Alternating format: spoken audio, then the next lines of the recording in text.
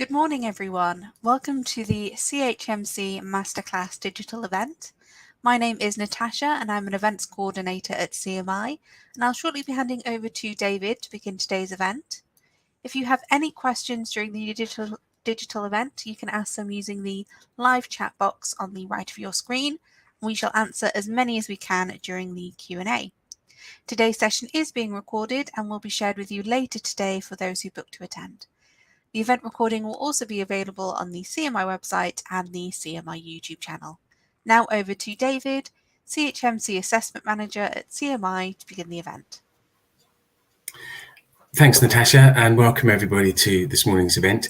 What I want to do is to take you through a little bit of the background to Chartered Management Consultant Award, and then we'll talk about how the assessment process works and some tips and pointers for what you need to do when you're preparing for and submitting your application, how to get the best out of your professional discussion. And then we're going to be joined by one of our assessors who's also been through the process to talk about a bit more detail from the assessment side of things. So we hope you find this morning really valuable. So Chartered Management Consultant, why have we got this? Why did we do this? Well, this has been done over a few years now. We've been building this, and it's been built in conjunction with a number of the major firms, with the MCA and a number of other stakeholders as well. This isn't something that we've just sat in an ivory tower and thought, do you know what, this sounds like a good thing, let's make this happen. This is a very real status that's built around the industry and built around what the industry is looking for and what the industry requires. The purpose of this really, when we started out, was to find some way of harmonizing practice and professional abilities across the whole consultancy environment. It was about enabling individuals to stand up and say, this is how good I am. Look at how good I am. Look at where I am. Look at the standards I meet. Look at the quality I deliver.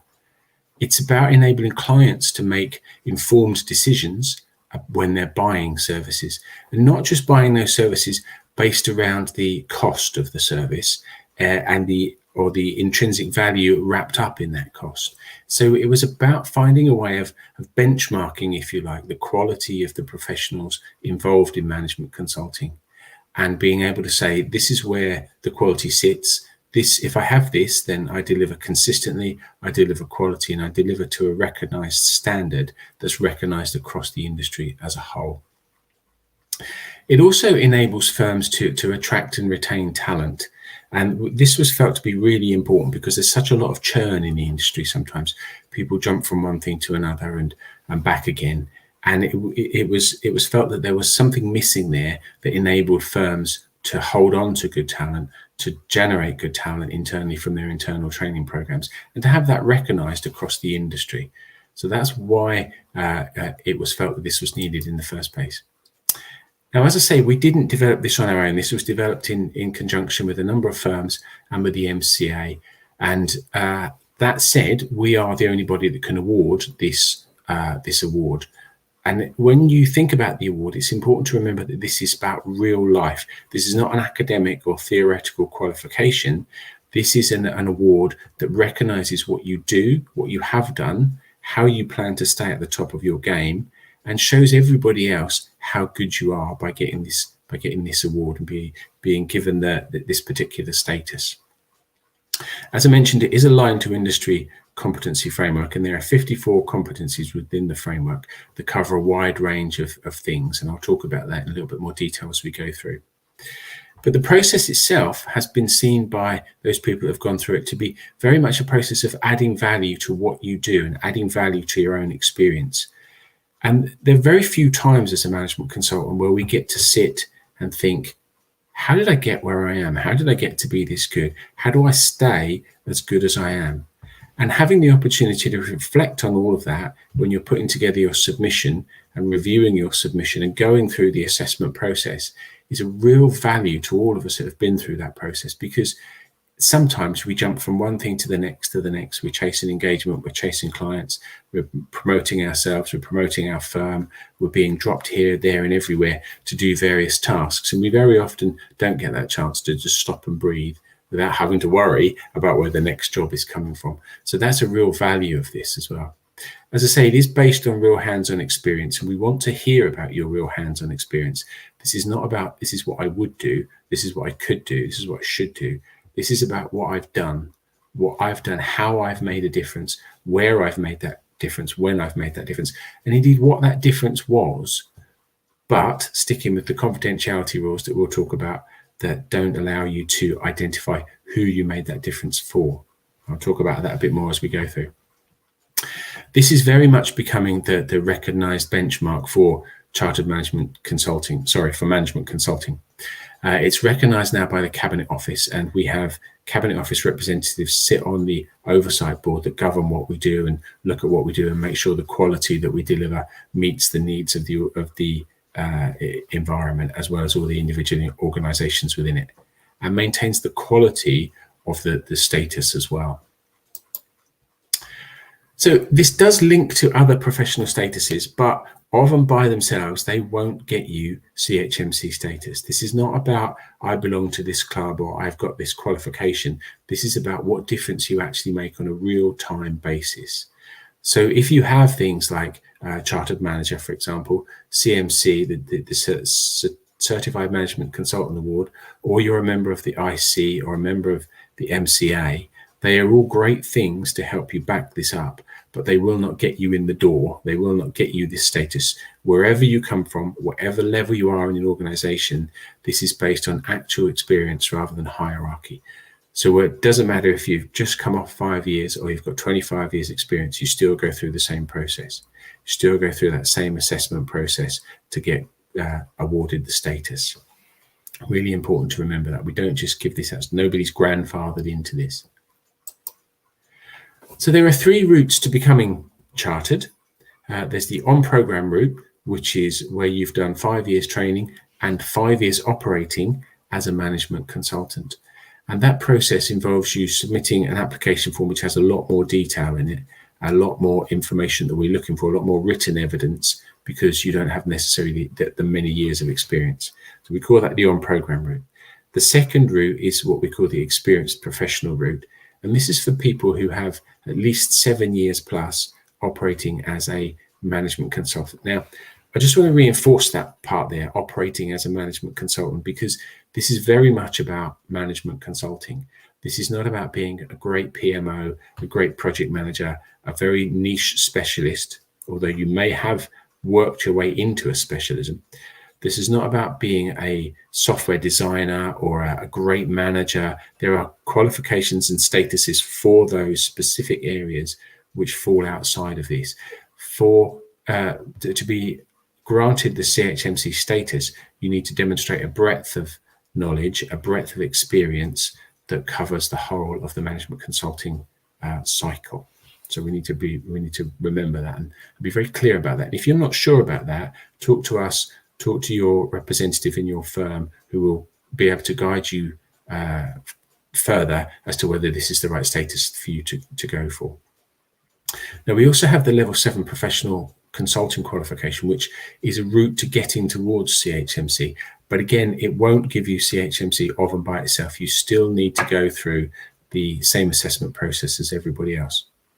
And we think this is really good, actually, because everybody who gets the status has been through the same process. We've all taken those knocks. We've all got the scars.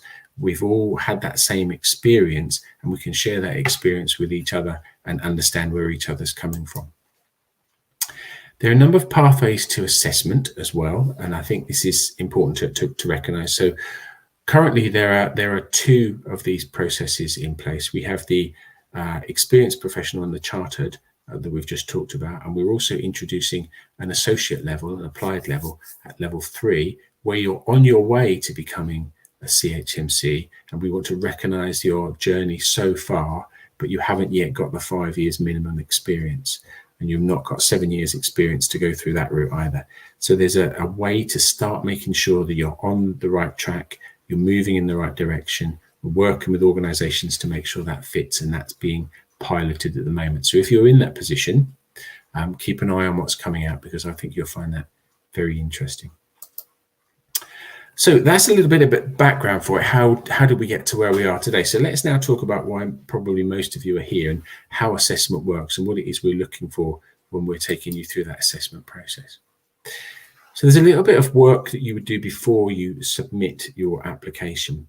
So once you're ready to be assessed and you think, yep, I've looked at the criteria, I've looked at the framework, I'm very friendly with the framework, very familiar with what is expected of me, I'm ready to do a submission. Talk to the people that are inside your firm, talk to your representative in your organization who is working closely with us to make sure that everybody who comes on board is ready to do that. Build your submission and have it looked at by a peer to make sure that it makes sense, to make sure that it's in language that anybody could understand and it's not full of jargon. That then gets submitted through a portal, and your very individual personal portal access we give you, so you can't share that with anybody else. And it only relates to you. So you would submit your application. The application is then picked up by one of my team of assessors, who, as I say, have all been through this process themselves. They would have a look at it and initially assess your written submission. If it meets the criteria, they will move you on to the next stage of the professional discussion. If it doesn't, they will come back to you and ask for more information. Now, this isn't a continuous development. You get 2 chances at the written submission.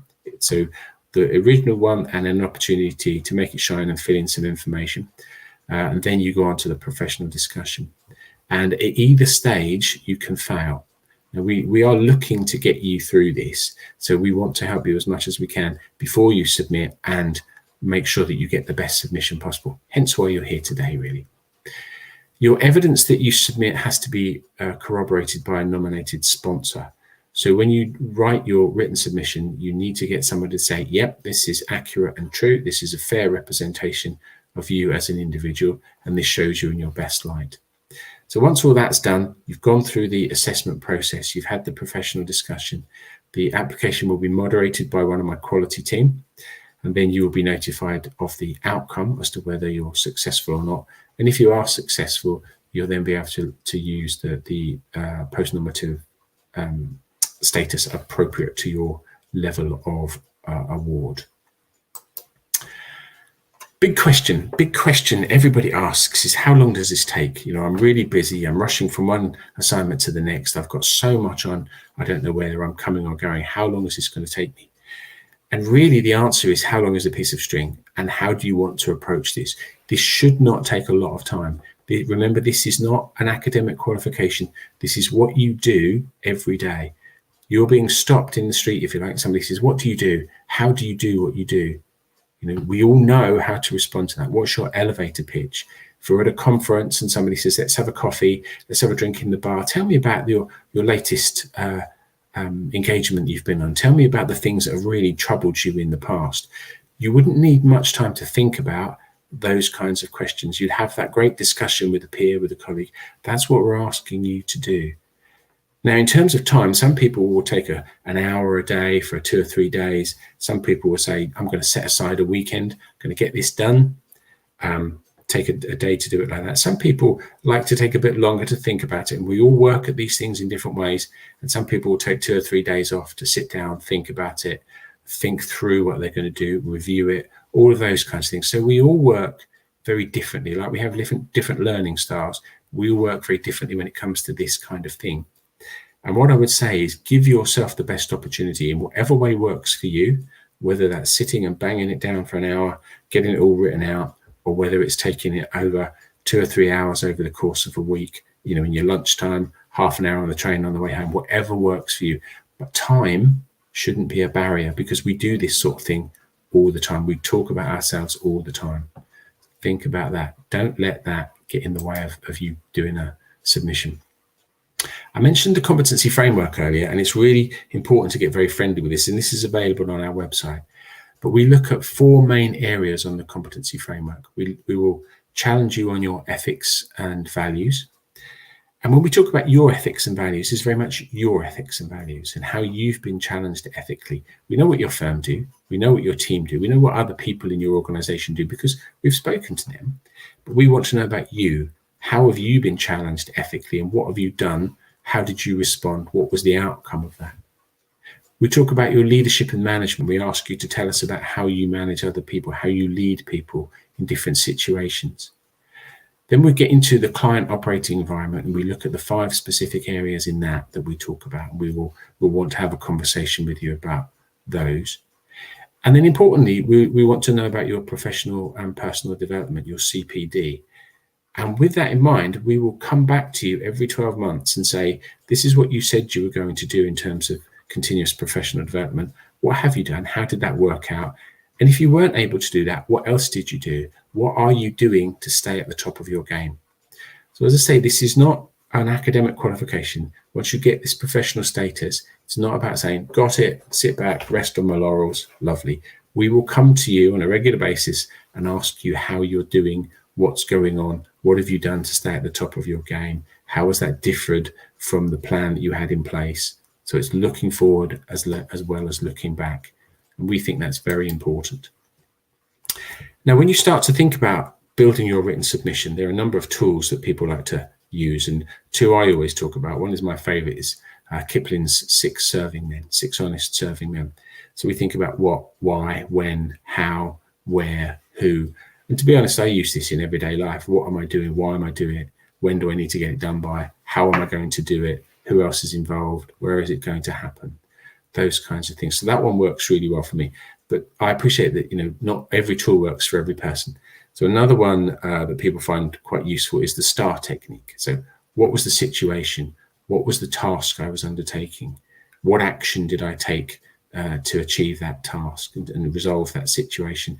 And what was the result? What was the outcome of that? Now, it's important here to remember, rather like when you're managing projects, not every outcome has to be successful, and not every successful learning comes from a successful project. We can fail at a project.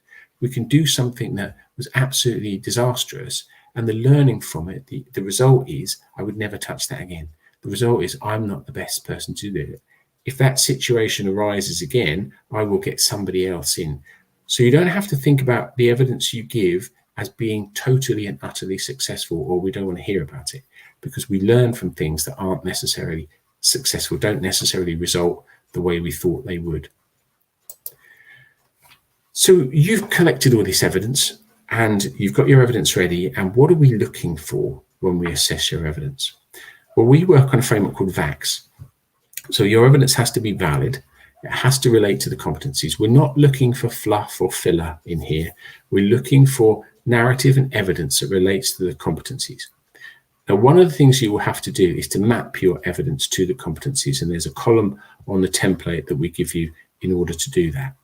And a good check, a good cross-check really, is to say, if I've got narrative in that template that I can't map to the criteria, why is it in there? Is it in there as a contextual narrative? So setting out the context for your application, or is it in there as filler? If you can't map it to the criteria, revisit it and see if it's doing you any favors. Now, I say that because there's a limited word count on what we ask you to do. So it's quite tight. I make no bones for that. I make no apologies for that, because we treat this as real. And if you were pitching to a client and a client said to you, we want 4 sides of A4, no more, and you put in 8 sides of A4, it's not going to get looked at.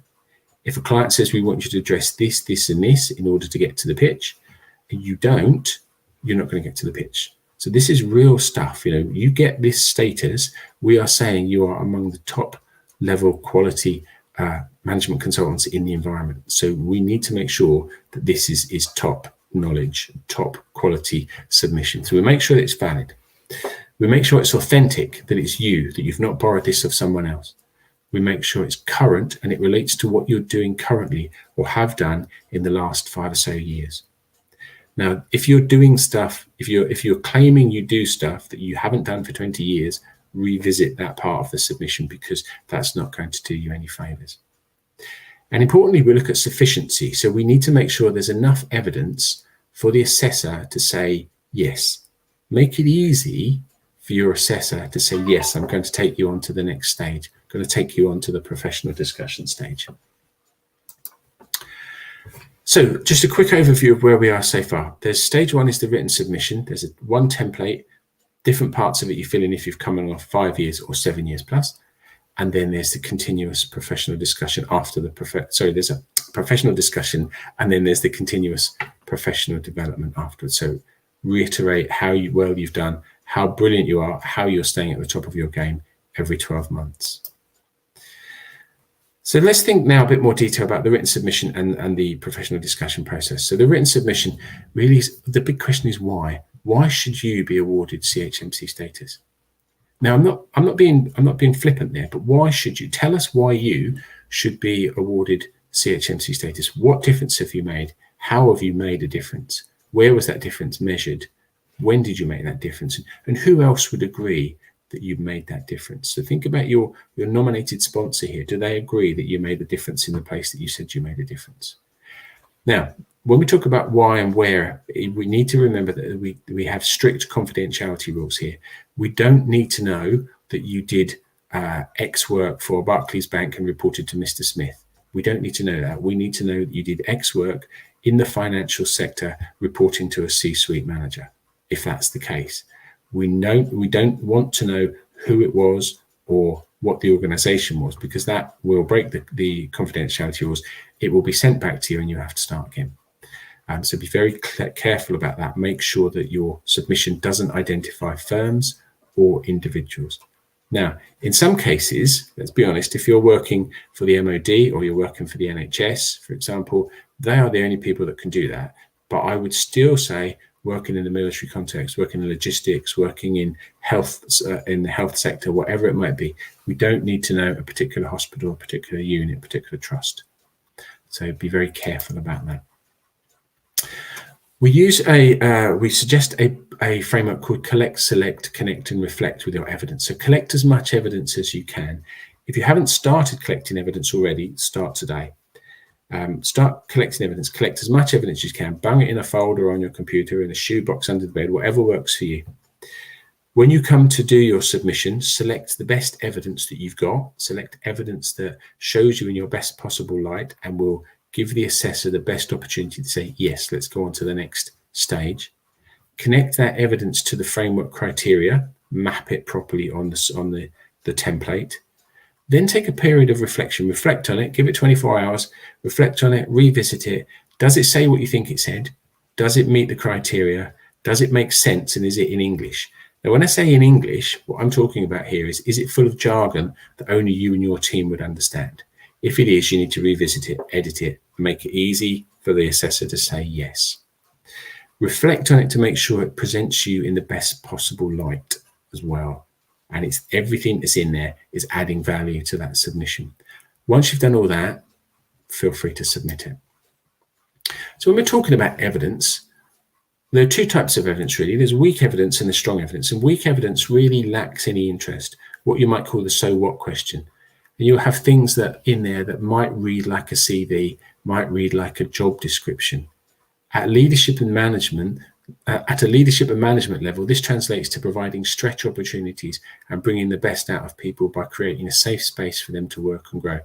That's standard stuff from a job description. That tells me nothing about what you do, what you did, how you managed that situation, what the result was, where it happened, when it happened. It tells me none of that. It just tells me a bland statement that could have come off a job description. So be very careful about what you're writing. Is it adding value?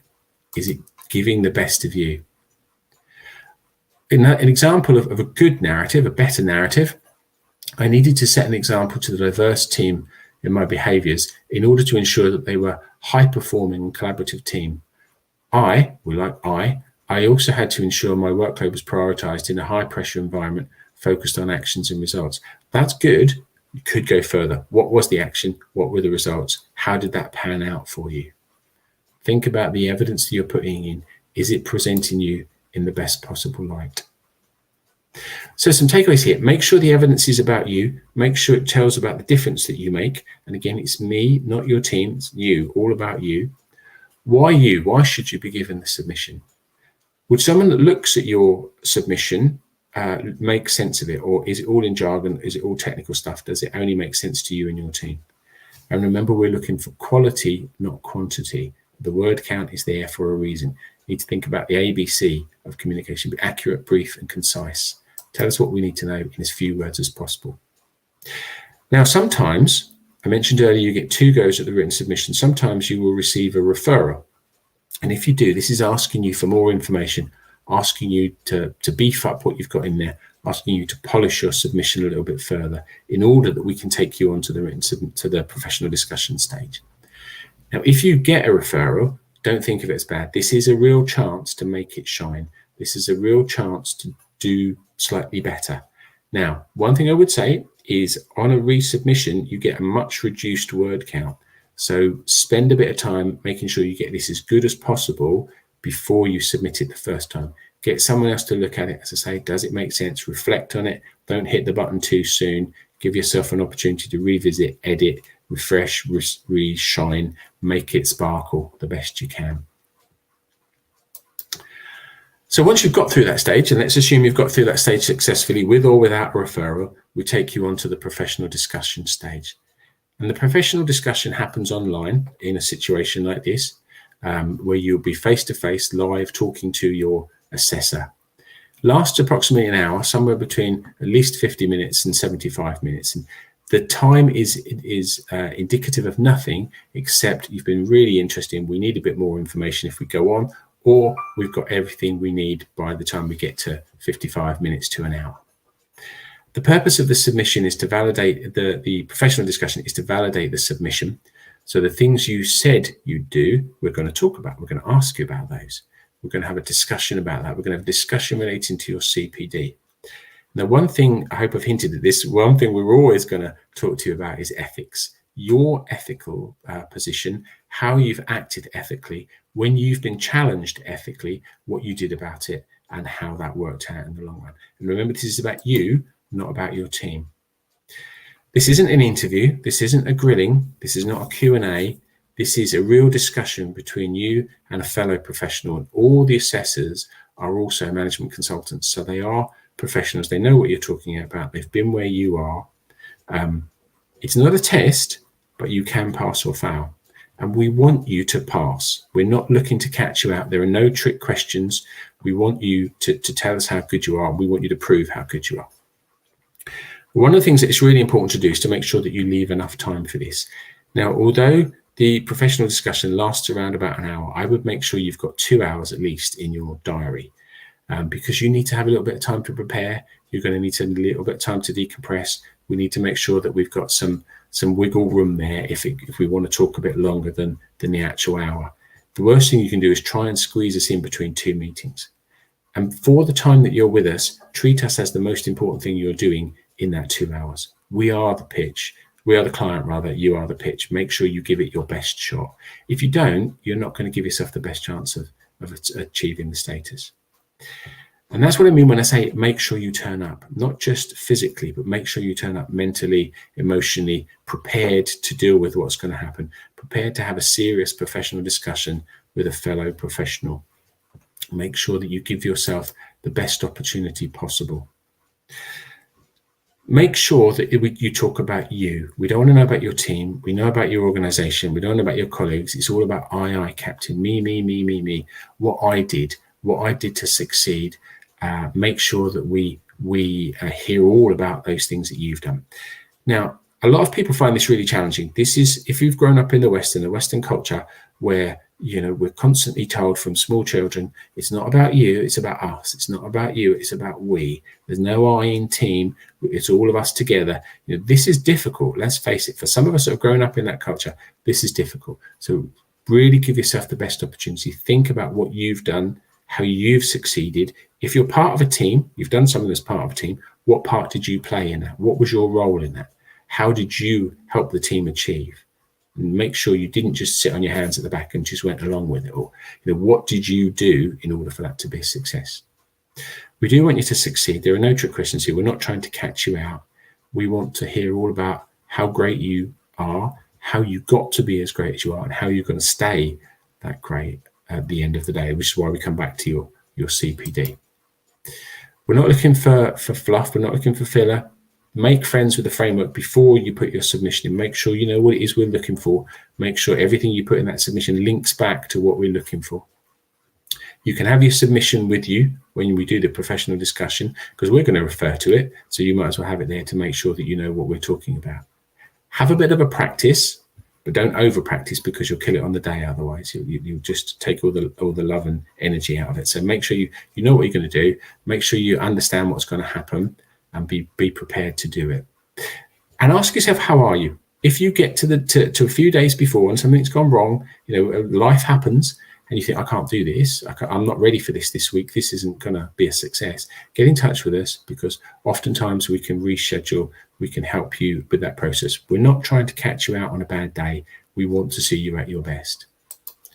Remember, you are the pitch, you are the engagement.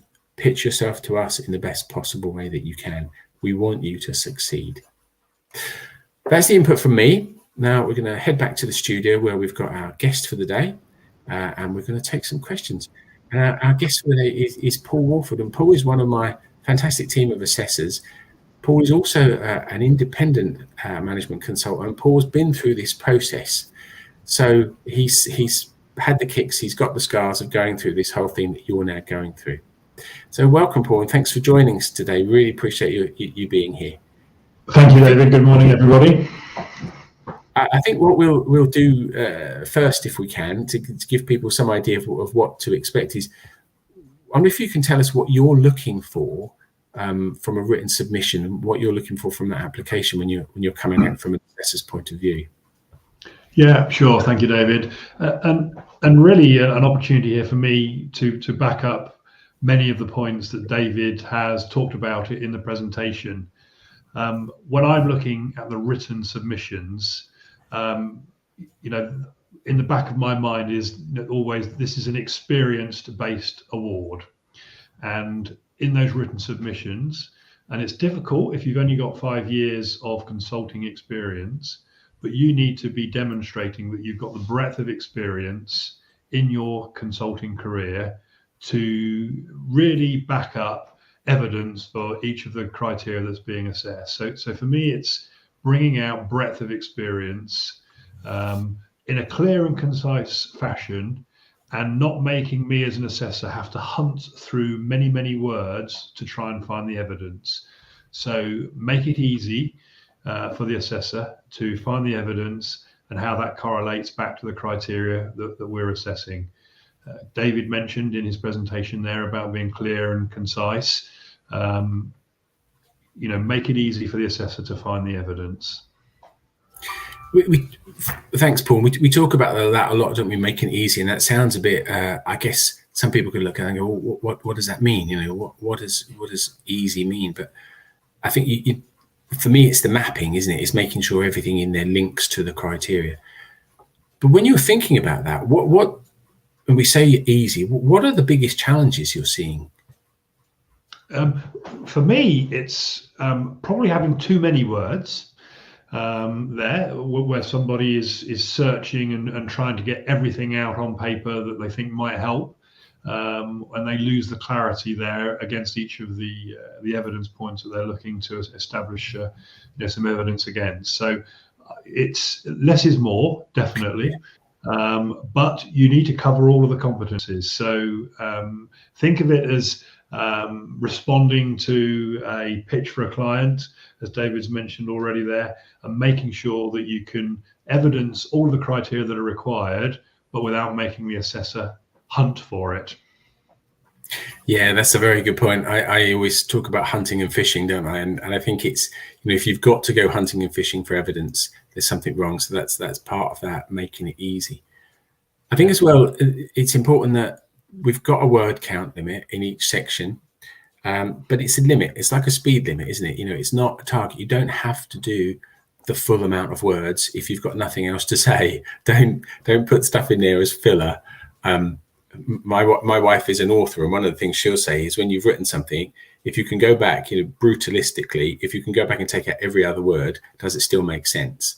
And if it does, why are they in there? It needs to say something to people in a way that is easy to understand and engaging as well, doesn't it? You want to be interested by these things, don't you? Yeah, and as I mentioned up front there, if you've only got 5 years of experience in one consultancy business and maybe have only worked in one client, it will be difficult to have enough evidence to achieve charter status. This is a tough award to achieve. So do think about have I yet got the breadth of experience? And don't apply if you don't believe that you have. Wait a little. It's better to wait a little longer and make sure that you've gathered enough evidence and enough experience than to go early and fail. Absolutely. Really important point. Thank you for that, Paul. That's I think that's top advice for everybody, really. So when somebody's got through the, Sorry, David. I've seen. We've got a question come through from one of our listeners, Ian, asking about whether for a freelance consultant, which is effectively what I am, whether it would be better to go for a chartered manager or chartered consultant.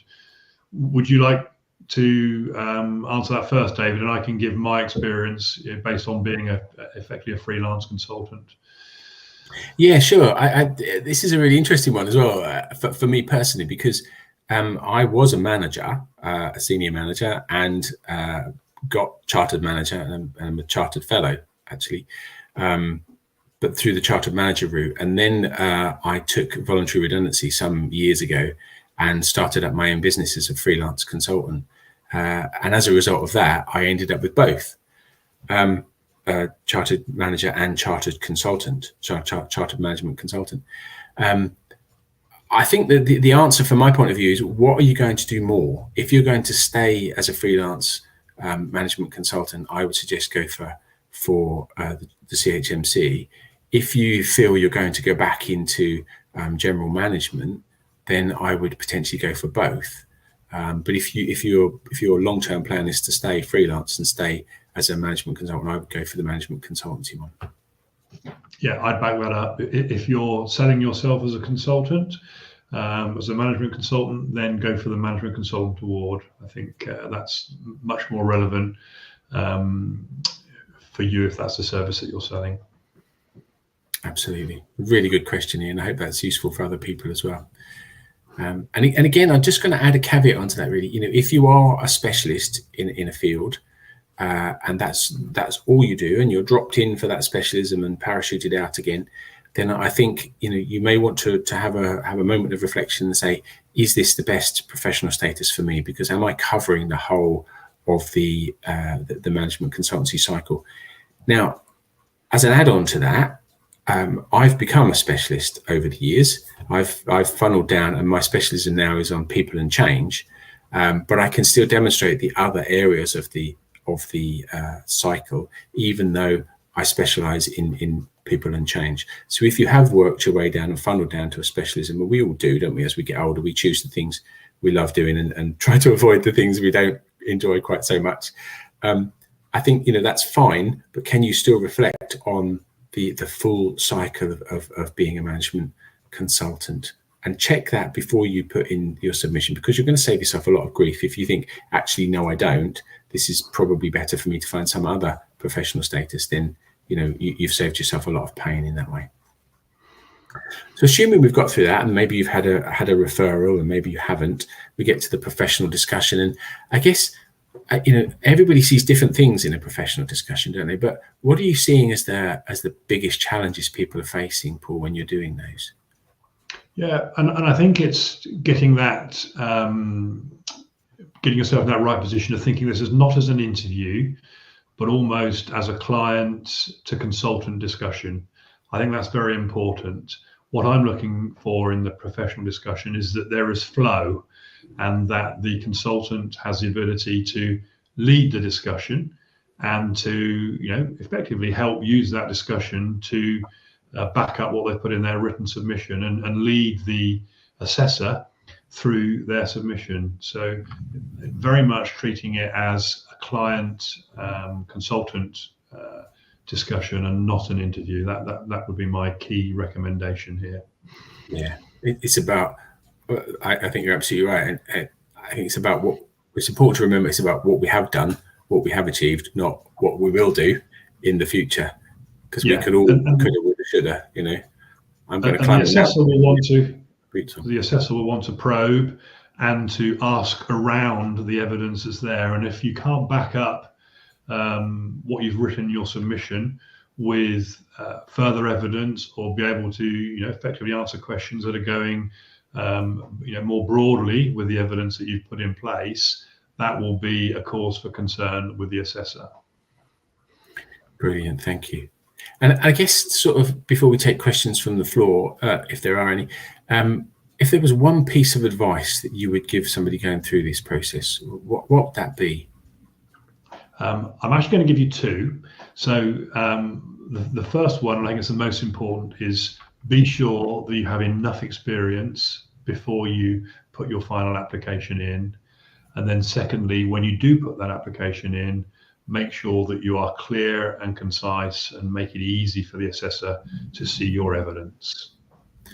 Brilliant, brilliant advice. Thank you, Paul. I'm sure everybody will find that really, really helpful. Natasha, have we any questions from the floor today? We do. So we have a question that says, what benefit does ChMC hold versus years of experience in consulting? Great question. Great question. Thank you for that. I'll give my opinion, and then Paul, if you want to chime in as well. I think the thing for me is you can have years of experience, but that the recognition of that experience can be quite narrow band among the people that you work with, among the clients that you've worked with. Going for and achieving ChMC status demonstrates that to the rest of the world, in a sense. Everybody who sees that status can see what you've done, how you've made a difference, that you constantly bring quality and value to your clients. And it's just an international recognition of what you've done, how you've done it, how you've achieved that, and shows you at your best. Whereas experience alone may be with a very narrow audience sometimes. Paul, do you have a thought? I agree with that, David. And when we put, and I was part of one of the supporting organisations with the MCA to build this award, and it was recognised that the management consulting career didn't really have a professional label that could be applied to it, and we were looking for something that would be equivalent to a chartered accountant or a chartered engineer for the management consultancies and management consultancy role. So that's why we have created the award. That's why the award is there, and it really is a demonstration that experience that you've got has been assessed, and you've been awarded a recognition to prove that you've done it. That's great, thank you. So how far back can you go when you're referring your evidence? Does it have to be within the last 5 years, or can it go back further? It can go back further as long as it's still relevant, as long as you're still doing it. So, and I always give this example, and people would probably be bored with this example, but my first degree is in IT, in applications. Now I can say I've got a degree in IT applications, but I graduated over 20 years ago in that. So, and I haven't really worked in that area for probably the last 18, 19 years. So to say that to hold that up as something that I can do, as a skill that I've got, is not really entirely true, because I don't use it now. If you asked me to write an application now, I would struggle. So it's not something that's relevant. Although it's part of my background, it's not something that I do today. So the question you need to ask yourself is, if I'm claiming this skill, if I'm claiming this ability, am I still doing it? Can I replicate it today? Is it something that I can do if I'm asked to do tomorrow? Or is it something that's historically something I'm relying on, but is no longer really valid? That's great. So we only have one more question, and then we'll close the session. If you do have any questions, please drop them in the live chat and we will see if we can squeeze them in. So does experience as an internal consultant impact my eligibility? No. It doesn't matter if you're an internal consultant or an external consultant or freelance or whatever. As long as you can demonstrate that you cover the criteria, that you meet the requirements of the status, that shouldn't stop you. Now, the only thing you need to be careful of is sometimes people are called internal consultants when they're more of a project manager than a consultant. So you need to think about how you're dealing with stakeholders as well as everything else. So are you going through the full cycle of management consultancy, or are you being parachuted in to do a specific task and then taken out again? So just make sure that if you're labeled as an internal consultant, that you actually are an internal consultant. Make friends with the framework, get very familiar with the framework, and make sure that you can evidence all of the 54 criteria before you go on to submit. But if you can do all that, just being an internal consultant isn't going to stop you. And there are certain organizations, the public sector especially, where people are internal consultants, and we expect that, and we've dealt with that, and we've had people come through that route quite successfully. That's great. Well, thank you for your insights. So that's it for today's session. Thank you to everyone who joined us, and thank you, David, and our special guest, Paul, for your insights and expertise. For any additional information and guidance, please contact your firm's ChMC Program Manager or a member of the ChMC team at chmc@managers.org.uk.